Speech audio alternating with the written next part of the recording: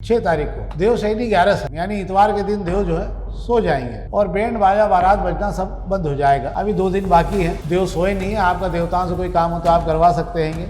इंदौर में देव शैनी 11 का बड़ा महत्व रहता है और देव शैनी 11 के बाद में कोई नया कामकाज नहीं किया जाता है। आज जो है बड़ली नवमी है, ये भी बता दूं, जिसको अबूझ मुहूर्त कहा जाता हैगा। शादी सीजन का सबसे आखिरी मुहूर्त आज बताया जा रहा है। तो आज शादियां कहीं हो तो आप जाइए, बढ़िया लुत्फ ले लीजिए खाने पीने के व्यंजनों का, शादी का। निगम के 2 जोन पर नहीं आए ARO, कई वार्ड में बिल कलेक्टर और टैक्स की वसूली ठप पड़ी हुई है। ARO वो कड़ी होते हैं जिसके अधीन जो है जोन के अंदर आने वाले वार्डों से टैक्स की वसूली की जाती है।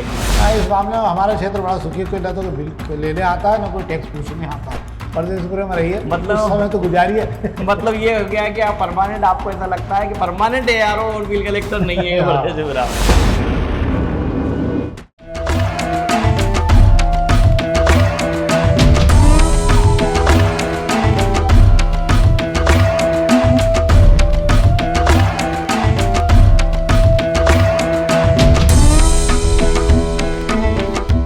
नमस्कार, शाम के अखबारों की चर्चा चाय के साथ, खबरों के साथ। आज राजनीति बहुत गर्मा-गर्म है। भाजपा में राजनीति बिल्कुल उबलने की स्थिति में आ गई है और वही कांग्रेस की संस्कृति धीरे धीरे अब कांग्रेस की संस्कृति भाजपा में दिखने लगी है। जो कांग्रेस और सुचिता संस्कार की बात अब भाजपा में करना ठीक नहीं है, पर हम उस पर बात करेंगे हमारे राजनीतिक मुद्दे पर। और हम पहले अखबारों खबरों की बात करते हैं। खबरों में है अच्छी खबरें हैं कुछ। तो एक तो हम आज अग्निबाण से शुरू कर रहे हैं। अग्निबाण क्या, ये खबर अच्छी है। श्री राजेश जोयल साहब ने लिखी है खबर। ये 25 साल से शहर में सरकार भाजपा की काबिज है और 5 अगस्त को नगर निगम परिषद जो है सिल्वर जुबली महोत्सव बना रहा है। उस सभी महापौरों और आयुक्तों का सम्मान होगा।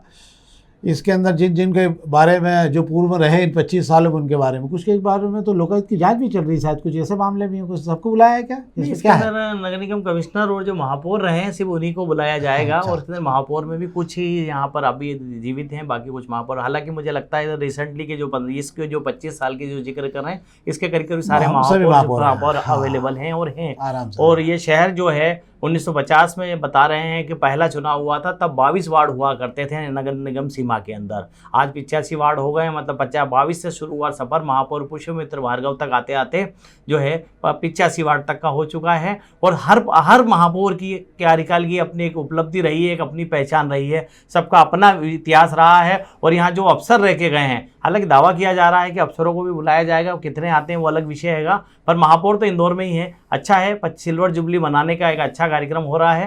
5 अगस्त को इसको रखने की तैयारी की जा रही है। महापौर पुष्पमित्र भार्गव ने कमान संभाल ली हैगी। ठीक है, 25 साल का सिल्वर जुबली उनके वक्त में आ रहा है, तो बचे हुए उनके जो 2 साल हैं उसके पहले वो ये मनाकर बताना चाहेंगे कि नगर निगम कहाँ से कहाँ तक पहुँच गया है। हाँ, रोड भी ठीक ठाक हो जाएंगे इसी बहाने, थोड़े बहुत जो भी है। और एक खबर पर हम बात कर लेते हैं। आप ये तो ठीक है, राजनीतिक खबर है। ये खबर पर हम बात कर लेते हैं। कहाँ चली गई? ये रही है। हाँ, ये रही 11 देव शैनी 11 है 6 तारीख को, यानी इतवार के दिन देव जो है सो जाएंगे और बैंड बाजा बारात बजना सब बंद हो जाएगा। अभी 2 दिन बाकी है, देव सोए नहीं है। आपका देवताओं से कोई काम हो तो आप करवा सकते हैं। इंदौर में देव शैनी 11 का बड़ा महत्व रहता है और देव शैनी 11 के बाद में कोई नया कामकाज नहीं किया जाता है।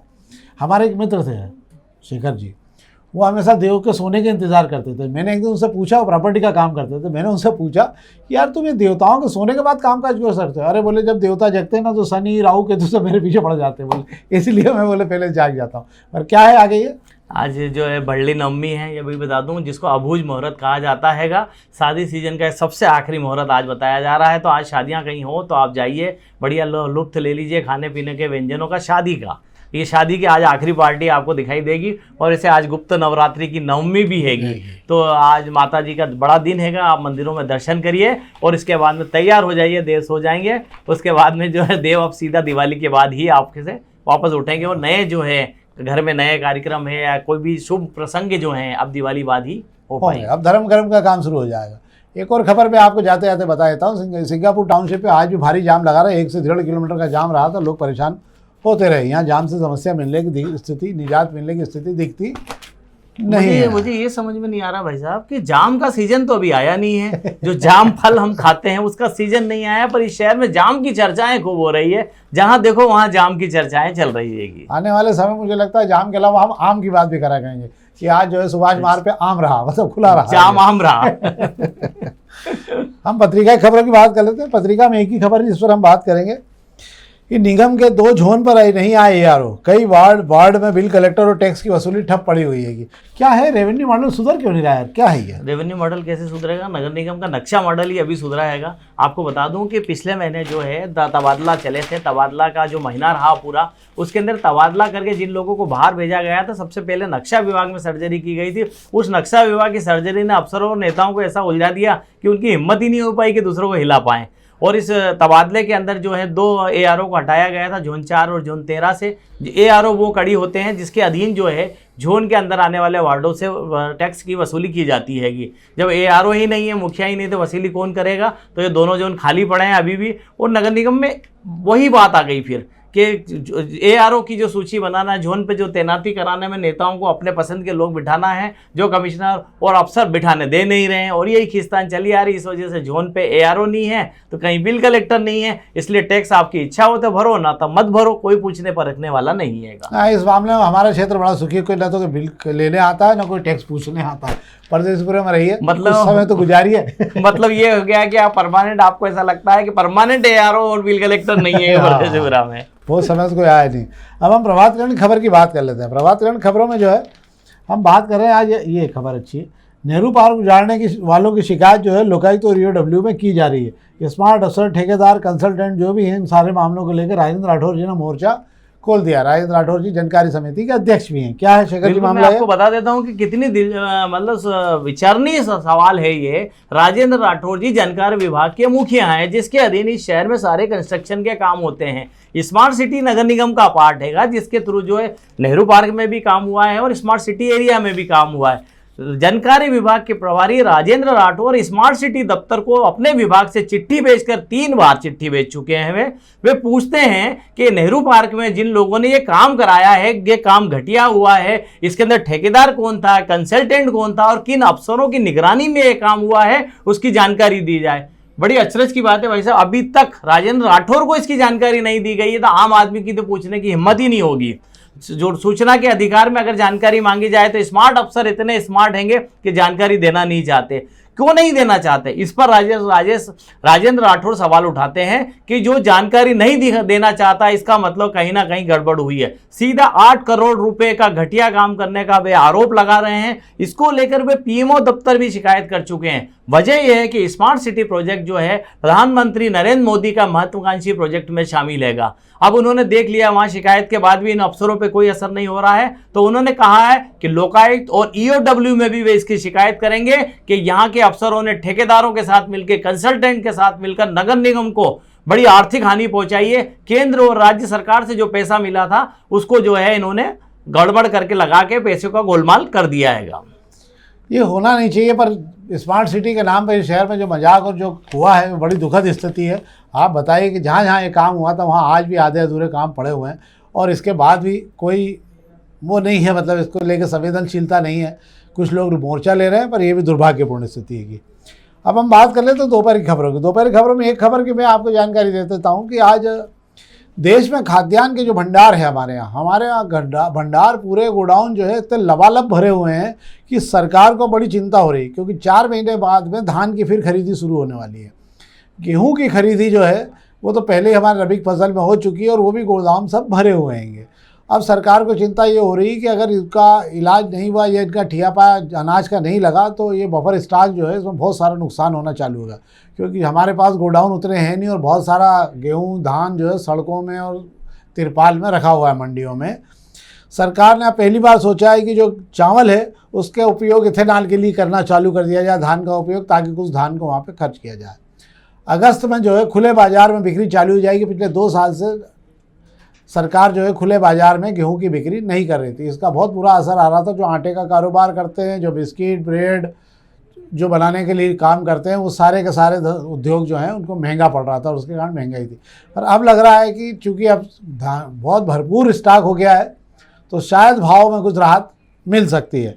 और इसी के साथ में 95 करोड़ लोगों को जो मुफ्त अनाज मिल रहा है उनके लिए भी राहत हो गई कि उनको अब अनाज ये निरंतर मिलता रहेगा। ये एक खबर है जिस पर हमने बात की। एक और खबर पे मैं आपको जानकारी देता हूँ कि अहमदाबाद हाई कोर्ट में एक बड़ा मज़ेदार मामला ये हुआ कि हाई कोर्ट में जब वर्चुअल सुनवाई चल रही थी तो माननीय वकील साहब जो हैं, जो वर्चुअल सुनवाई में थे, वो आराम से बियर का मग्गा लेकर गार्डन में घूमते हुए बात कर रहे थे, और वो जो विजुअल उनका जो है वहाँ पहुँचा तो कोर्ट ने इसको अवमानना का मामला मानते हुए उनके खिलाफ कार्रवाई कर दी है। बाकी सब खबरें, इंदौर में एक पुलिसकर्मी ने खुद को गोली मार ली है। बाकी सब सामान्य खबरें, यशवंत सागर में 9 फीट तक पानी आ गया, बिलावली और लिपोदी सूख चुके हैं। और भाजपा के प्रदेश अध्यक्ष जो है 7 जुलाई को इंदौर आ रहे हैं, उस पर हम राजनीति में चर्चा करेंगे। तो ये तो थी अखबारी खबरें जिस पर हमने आपसे बात की। अब हम आपसे बात कर ले रहे हैं जो भाजपा के प्रदेश अध्यक्ष हेमंत खंडेलवाल जी जो है वो 7 तारीख को इंदौर आ रहे हैं। न रैली की व्यवस्था है क्योंकि इस बार बहुत सारे मामले हैं, शेखर जी बताएंगे आपको, पर तैयारियां पूरे जोरों शोरों से हैं। और इस बार पहली बार भाजपा जो है टुकड़ों में बटी दिखेगी आपको। इस बार भाजपा के मोर्चे खुल चुके हैं। क्या है शेखर जी पूरा? बिल्कुल सही बोल रहे हैं। मैं आपको बता देता हूं कि हेमंत खंडेलवाल जी प्रदेश अध्यक्ष बनने के बाद में जो है कल जो है उज्जैन आकर गए हैं, महाकाल के दर पर उन्होंने दर्शन किए थे और उसके बाद देवास होते हुए वापस भोपाल लौट गए थे। तो हाथों हाथ इंदौर आने का प्रोग्राम भी कल ही जारी हो गया। और चूंकि हेमंत खंडेलवाल जी का इंदौर से किसी नेताओं से कनेक्शन नहीं हैगा, ये मैं आपको पहले दिन से बता रहा हूँ। इस कनेक्शन नहीं होने की वजह से ही भाजपाई सियासत में बड़ा उबाल आ रहा है उनके इंदौर आने की वजह से। इस उबाल की वजह यही है कि हर नेता चाहता है कि प्रदेश अध्यक्ष के सामने ताकत दिखा के उन्हें इंप्रेस किया जा सके, बताया जा सके कि इंदौर में कौन ताकतवर है, इंदौर में कौन से चेहरे चलते हैंगे। हालांकि हेमंत खंडेलवाल जी पुराने भाजपा के नेता हैं, पर राजनीति का यह हिस्सा है कि जब भी कोई बड़ा नेता पहली बार आपके शहर में आता है, आपके इलाके में आता है, तो ताकत दिखाई जाती है। इस ताकत को दिखाने से पहले गुटबाजी इंदौर शहर में हावी हो गई है और इंदौर में भाजपा की गुटबाजी कोई नई बात नहीं है। यह हालांकि कांग्रेस में हुआ करता था, पर अब भाजपा में भी हो गया, कारण कि कुनबा इन्होंने इतना बड़ा कर लिया है कि अब वो गुटबाजी से ही चलने वाला हैगा। हेमंत खंडेलवाल जी के इंदौर आने का प्रोग्राम बनता है और शहर के अंदर पोस्टर लगाने की बहार शुरू हो जाती हैगी। और पूर्व अध्यक्ष गौरव रणदीवे का चेहरा लगाकर कुछ शहर में पोस्टर लगा दिए गए हैं। इन पोस्टर को देखने के बाद में भाजपा की सियासत में एक बड़ी हलचल शुरू हो गई है, उबाल आ गया है। वजह यह है कि इन पोस्टर को अगर आप देखेंगे अभी तक, मतलब मैं आपको बता रहा हूं, आज तक जो पोस्टर लगे हैं उनको अगर आप शहर में देखेंगे, उसके अंदर नगर अध्यक्ष सुमित मिश्रा का चेहरा कहीं नहीं लगाया गया हैगा। सुमित मिश्रा इस शहर के मुखिया हैं, उनका चेहरा नहीं लगाया गया है। इससे भाजपा दूसरा धड़ा जो एक्चुअली संगठन का धड़ा है वो हलचल में हैगा कि क्या वजह है जो इन्हें दरकिनार किया जा रहा हैगा। अब सुमित मिश्रा की बारी है, सुमित मिश्रा की पूरी भाजपा की बारी है। कहा जा रहा है, ऐसा सुनने में आ रहा है, आज से आपको शहर में रात से कल से आपको नज़ारे बदले नजर आएंगे और इस शहर में सुमित मिश्रा से भरे हुए होर्डिंग्स आपको शहर में दिखाई देंगे। और प्रदेश अध्यक्ष जब इंदौर आएंगे तो ऐसा कोई इलाका नहीं छूटेगा जिस रास्ते से वे गुजरेंगे और वहां उन्हें होर्डिंग पोस्टर की बाहर ना हो। हालांकि मध्य प्रदेश भाजपा भी सक्रिय हो चुकी है और शहर में जगह जगह मध्य प्रदेश भाजपा की तरफ से भी होर्डिंग्स रखवाए जा रहे हैं, फुटपाथ पर, खंभों पर लगवाए जा रहे हैं। ये चूंकि सिस्टम है, ये भाजपा का अपना सिस्टम, वो अपनी जगह काम कर रहा है। पर इंदौर में इस तरह की गुटबाजी भाई साहब एक अलग संकेत दे रही है कि इंदौर अब वाकई में 2 गुटों में बढ़ चुका हैगा। इंदौर में राजनीति जो है आने वाले दौर में किस ओर जाने वाली है, बड़ा दुखद पहलू हो गया हैगा। अब बात कर रहे हैं, मैं आपको यह भी बता देता हूं कि इन दिनों इंदौर शहर जाम से जूझ रहा हैगा। बाईपास पे जो 50 घंटे का महाजाम हुआ था, उसके बाद नेताओं की हिम्मत नहीं है कि इस शहर में रैली निकाल कर शहर को कहीं जाम करने की कोशिश करें, क्योंकि सब जानते हैं कि शहर बाईपास ही नहीं, इंदौर के हर क्षेत्र में आप चले जाओ, सुबह और शाम के बाद इतना जाम से उलझा रहता है कि रैली निकाल के अगर किसी रूट पर इस शहर के लोगों को परेशान किया तो जो किरकिरी होगी उसका जवाब देना मुश्किल हो जाएगा। इसलिए रैली निकालने की हिम्मत नहीं जुटा पा रहे हैं। मुझे ऐसा लगता है आज भारतीय जनता पार्टी के जिम्मेदारों की दीनदयाल दफ्तर पर बैठक हो रही है। आज तय हो जाएगा कि प्रदेश अध्यक्ष के लिए रैली निकाली जाए या कोई बड़ा हाल लेकर वहां पर ताकत दिखाकर सम्मान सत्कार कर दिया जाए। पूरी संभावना है रैली नहीं निकलेगी। रैली निकालने की हिम्मत इस दौर में तो मुझे नहीं लगता कि भाजपा का कोई नेता नहीं रैली नहीं निकालेंगे। वो तो सुखार गार्डन या नक्षत्र पे ले जाके सम्मान कर लेंगे, क्योंकि उनको मालूम है कि इस समय शहर की हालत ऐसी नहीं है। आप रैली के विभाग में बारिश वारिश का भी मौसम है, कोई ठिकाना ठिया पाया है नहीं, इसलिए भी नहीं करेंगे। और वैसे भी चूँकि देव सो चुके रहेंगे, इसलिए जो देव लगे हुए थे कामों में अपने अपने, वो भी सब फ्री हो गए अब, तो वो भी सब अपने आस पास यहाँ काम में लग जाएंगे प्रदेश अध्यक्ष के सम्मान स्वागत पर। अगले 2 दिन आपको शहर पूरा होर्डिंग से भरा दिखने वाला है। आप तैयार हो जाइए। सब छुप गए तारे नज़ारे, सब आपको दिखेंगे नहीं और अब आपको केवल होर्डिंग दिखेंगे। पर वैसे ये भाजपा की संस्कृति नहीं रही है कि इस तरह की गुटबाजी दिखाई जाए। कौन सी भाजपा की बात कर रहे हो आप? वो तो चंबल में डूबे हुए सालों हो गए उसको। वो भाजपा, ना सुचिता की बात करो ना संस्कार की बात करो। भाजपा पूरी तरह से कांग्रेसी हो गई है। अब कल्चर भाजपा में कांग्रेस का है। मतलब कुछ चुनिंदा नेताओं के फोटो लगाकर इस शहर में होर्डिंग से शुरुआत हो जाती है, उसको आगे किस ओर ले जाएगा वो इस शहर को, ये समझना होगा। और हेमंत खंडेलवाल के लिए कितना मुश्किल होने वाला है कि इंदौर को नेताओं को एक जाजम पर लाना। हाँ, सही बात है। वो तोलने जैसी हालत है, यही बड़ा कठिन काम रहेगा। ये तो हेमंत खंडेलवाल जी जानेंगे क्या रहेगा क्या नहीं रहेगा। तो ये तो थी आज की चर्चा हमारी, जिस पर हमने आपसे बात की। हम चाहेंगे इस कार्यक्रम को आप अधिक से अधिक लोगों तक पहुँचाएँ और अधिक से अधिक लाइक करें। बहुत बहुत धन्यवाद।